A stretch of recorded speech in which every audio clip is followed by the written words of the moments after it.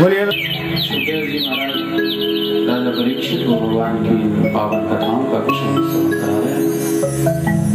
प्रभु की मंगलमयी कथाओं का कुशल श्रवण करते हुए आज सप्तम दिवस की कथा का कुशल श्रवण करने के लिए हम सब यहाँ पर उपस्थित हैं। आइए प्रतिदिन की भांति आज पुनः भागवती गंगा में स्नान करें, अपने अंतःकरण के हर प्रकार के पाप ताप और विकारों को नष्ट करते हुए मन और शरीर को पवित्र करेंगे। चलाना तैरते भी आता हो तो इस भागवती गंगा में कभी हाथ पैर नहीं चलाना चाहिए। इसमें यदि डुबकी लगाए हो तो फिर डूबते ही जाइए। इसमें यदि हाथ पैर चला दिए तो तर्क वितर्क उठने लगेंगे, फिर अनेक प्रकार के प्रश्न उठने लगेंगे और एक प्रकार के प्रश्नों के इस तर्क वितर्क में आप किसी युक्त थी रुक्मिणी के साथ भगवान का विवाह दर्शन हमने कल किया। एक पुत्र का जन्म हुआ, रुक्मिणी का पुत्र जन्म हुआ, ये बात शंबरासुर नाम के असुर को ज्ञात हो गई। तो नारद जी की लीला है, नारद जी तो सारी लीलाओं को आगे बढ़ाते रहते। शंबरासुर से कह दिया था कि कृष्ण का पहला पुत्र तेरी मृत्यु का कारण होगा। जन्म से ही सूतिका ग्रह से 10 दिन के अंदर शंबरासुर ने उस पुत्र का हरण कर लिया, उसको ले जाकर समुद्र में फेंका। समुद्र में किसी मछली ने निगल लिया, उसी समय उस मछली को किसी मछुआरे ने पकड़ लिया, तुरंत उसका पेट फाड़ा तो जीवित अवस्था में मनुष्य का बालक मिल गया। बड़ी बड़ी मछलियां होती है ना, वो समूचा जीव को निगल लेती है, तो कुछ देर तक अंदर वो जीव जीवित भी रहता है। ये सब तुरंत की घटनाएं हैं। जैसे ही उसको निगला वैसे ही मछुआरे ने पकड़कर उसका पेट फाड़ा तो जीवित अवस्था में वो बालक मिला। उसको कहीं मनुष्य का बालक मैं क्या करूंगा लेकर शंबरासुर की रसोई में काम करने वाली कामदेव की पत्नी रति को दे दिया, क्योंकि भगवान का जो पहला पुत्र है ये कामदेव का अवतार है। कामदेव का अवतार कैसे हुआ इसकी भी कथा है कि भगवान शिव एक बार समाधि में बैठे हुए थे। सती ने जब अपनी देह छोड़ दी तो शिव जी मौन हो गए, एकांत, और समाधि में जाकर के बैठ गए, आंखें बंद किया, ध्यान में लीन हो गए। तारकासुर जैसे असुर का जन्म हो गया था। उस समय बड़ा भयंकर असुर था। उसने वरदान मांग लिया था कि शिव के पुत्र से ही मेरी मृत्यु हो। जब तक शिव विवाह नहीं करेंगे तब तक पुत्र कैसे होगा। अब एक बार तो बड़ी मुश्किल से विवाह किया था, दोबारा कैसे करेंगे। अब तो समाधि में बैठे, देवताओं ने उनकी समाधि भंग करने का प्रयास किया। समाधि कोई भंग नहीं कर सका। कामदेव को भेजा कि आप समाधि भंग करो। कामदेव ने एक साथ 5 बाणों का प्रयोग किया, शिव की समाधि भंग हो गई। जैसे ही नेत्र खोले, क्रोध में आकर शिव जी ने तीसरा नेत्र खोल दिया, कामदेव भस्म हो गए। कामदेव की पत्नी रति प्रार्थना करने लगी, प्रभु मेरे पति को श्राप दिया होता, किसी और योनि में भेज दिया होता तो ये आशा तो रहती कि मिलेंगे, भस्म कर दिया आपने, शरीर ही नष्ट होगा, कहां मिलेंगे। बोले भगवान नारायण की आराधना करो निष्काम भाव से। अभी तक तुम कामनाओं से युक्त थी, रति माने प्रेम, तभी तुम्हारा प्रेम कामना के सहित था, काम के सहित था, इसलिए भगवान से दूर थी। अब कामनाओं से रहित हो गई, काम समाप्त हो गया। निष्काम भाव से भगवान की आराधना करो, प्रभु की प्राप्ति होगी। वरदान देता हूं, तुम्हारे पति कृष्ण के पहले पुत्र के रूप में जन्म लेंगे द्वापर में। ये बातें रति जानती थी, प्रतीक्षा कर रही थी। आज भगवान का ये पहला पुत्र हुआ, रति के पास पहुंच गया। रति तो सब बातें जानती थी, मेरे पति हैं। उसको अपनी माया के प्रयोग से और रासायनिक दवाएं खिला खिला करके समय से पहले ही उसको युवा कर दिया, बड़ा कर दिया। प्रद्युम्न नाम रखा गया। भगवान के पहले पुत्र का नाम है प्रद्युम्न। प्रद्युम्न का मतलब बहुत सुंदर, प्रकर्षण, बहुत सुंदर हो प्रद्युम्न।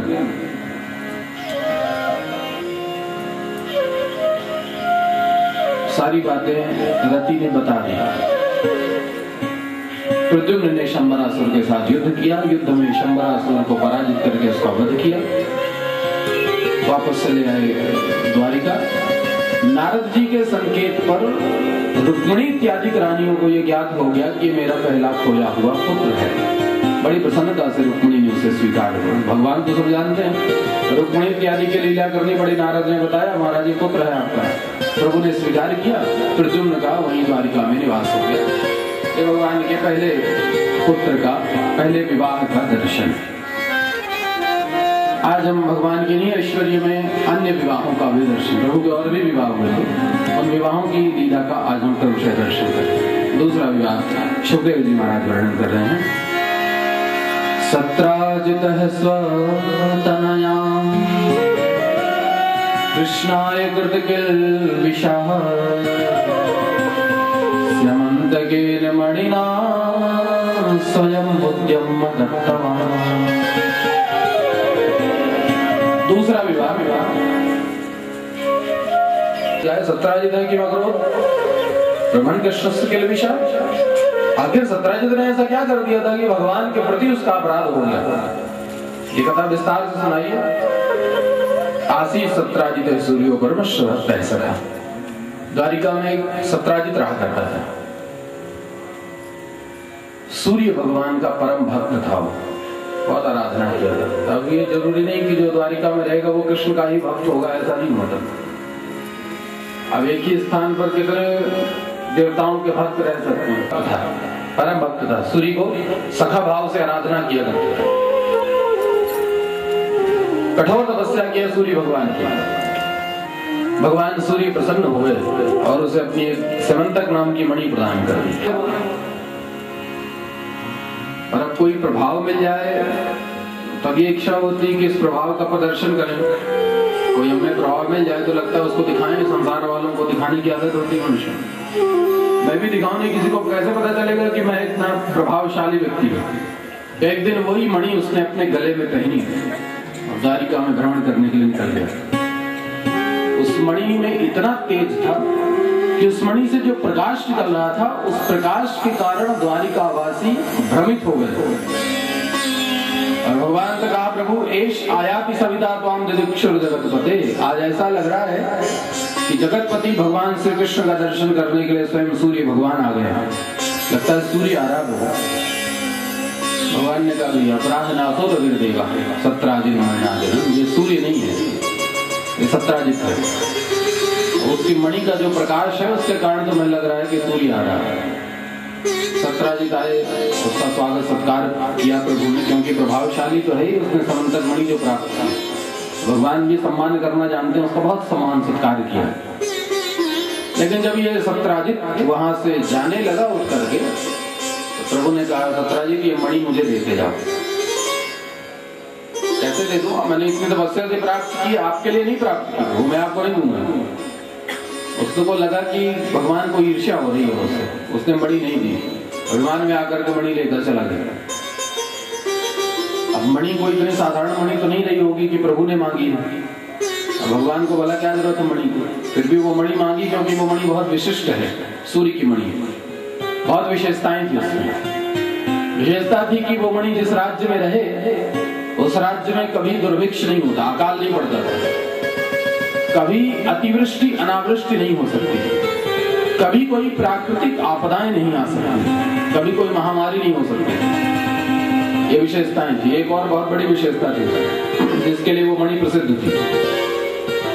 उस मणि की विशेषता थी कि रोज उस मणि का जब पूजन किया जाता था तो पूजन के समय वो मणि रोज 8 भार सोना दिया करती, उससे रोज सोना निकलता था। 8 भार माने आज की तुलना में लगभग 2 क्विंटल सोना रोज निकलता था प्रतिदिन। प्रभु ने सोचा इतनी बड़ी संपत्ति, 2 क्विंटल सोना रोज मिले तो सोचो क्या होगा। बहुत संपत्ति आ जाए तो बुद्धि में विकार आने लगता है। ज्यादा संपत्ति भी बुद्धि को विकृत कर देती है। इसके बाद बहुत संपत्ति आएगी तो बुद्धि में विकार आ जाएगा। इसलिए प्रभु ने मणि मांग ली थी कि ये मणि मैं राष्ट्र के हित के लिए ले लूं, समाज का कल्याण करूंगा, मथुरा में रख दूंगा। मथुरा उस समय मथुरा की स्थिति ठीक नहीं थी, इतने युद्ध हो चुके थे। 18 बार जरासंध के साथ युद्ध करने के कारण मथुरा की स्थिति कमजोर थी। सोचा मणि उग्रसेन को दे दूंगा, मथुरा की स्थिति ठीक हो जाएगी। पर सत्राजित ने दी नहीं, मणि लेकर के चला गया। उसी सत्राजित का एक भाई है प्रसेनजित, उसने कहा भैया ये मणि भगवान कृष्ण ने आपसे मांगी, द्वारिकाधीश ने ये मणि आपसे मांगी थी, आपने दी नहीं। वो बड़ा शक्तिशाली है, कभी भी आपको मार करके मणि छीन सकता है। आप ये मणि मुझे दे दो, मैं इसे छिपा करके रख लूंगा। 17 ने दे दिया। अब इतनी प्रभावशाली मणि है कि स्थिर कैसे रहेगी। उसके भी बुद्धि में एक दिन विचार आ गया कि चलो मैं भी इस मणि को पहनूं, गले में पहना और चलो नगर भ्रमण करना। मृगया करने निकल गया, वन में प्रवेश किया, जीव जंतुओं पर हिंसा करने लगा। एक सिंह के साथ उसका युद्ध हो, किसी शेर के साथ युद्ध हो गया। वो सिंह बड़ा पराक्रमी था, उसने मार दिया प्रसेनजीत को, मार करके मणि ले ली। वो शेर मणि लेकर के गया, कुछ दूर जाकर के किसी रीछ के साथ उस सिंह का युद्ध हुआ। बड़ा पराक्रमी था वो ऋक्ष, उसने पराजित कर दिया, सिंह को मार करके मणि छीन के लेकर के चला गया। अब इधर प्रसेनजीत नहीं लौटा, उसको चिंता हो गई। सत्राजित को खोज कराई, पूरे नगर में मिला नहीं, कहीं झूठी कह दिया। द्वारिकाधीश ने मुझसे मणि मांगी थी, मैंने नहीं दी, इसने मेरे भाई को मार करके मणि छीन ली। भगवान पर झूठा आरोप लगा दिया, मिथ्या कलंक लगा दिया। कहते हैं कि प्रभु ने चतुर्थी का चंद्रमा देख लिया था, इसलिए उनको यह आरोप लगा। साल भर में एक दिन ऐसा होता है जिसमें चंद्रमा का दर्शन करना निषेध है। यदि इस दिन देख लिया चंद्रमा तो झूठा आरोप जरूर लगता है, कुछ ना कुछ कलंक जरूर लगेगा। अब यदि देख लिया, मान लीजिए ध्यान नहीं है, बाद में ध्यान आया कि आज तो चतुर्थी चंद्रमा देख लिया, क्या करें, तो भागवत का ये एक अध्याय पढ़ लेना चाहिए, दोष दूर हो जाता है। भगवान पर मिथ्या कलंक लगा, मणि को ढूंढने के लिए निकल पड़े प्रभु। नगर में ढूंढा तो मिला नहीं, वन में प्रवेश कर गए, कुछ दूर गए तो देखा अपने घोड़े के साथ ही प्रसेनजीत मरा पड़ा। उसके मृत शरीर के पास किसी सिंह के पैरों के निशान हैं। उनका अनुगमन किया, आगे गए देखा सिंह भी मरा पड़ा। वृक्ष के चरण चिन्ह दिखे, उसका अनुगमन किया, गुफा में प्रवेश कर गए। गुफा में एक कन्या उस मणि के साथ खेल रही थी।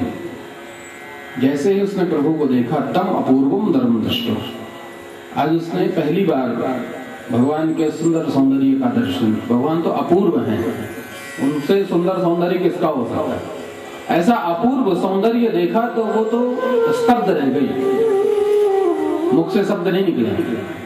उसकी जो धात्री थी, उसका पालन पोषण करने वाली चक्रोश भीतवत, डर के कारण उसके मुख से चीख निकली, शब्द निकल गया, वो रीछ आ गया शब्द सुनकर के। कृष्ण के साथ युद्ध होने लगा उसका, भगवान के साथ उस ऋक्षराज का युद्ध 27 दिनों तक चला। भगवान ने उस ऋक्ष के साथ 27 दिनों तक युद्ध किया, परिणाम कुछ नहीं हुआ। 28वें दिन प्रभु ने अपने हाथों से ऐसा उसके पृष्ठभाग पर प्रहार किया कि सारी शक्ति क्षीण हो गई।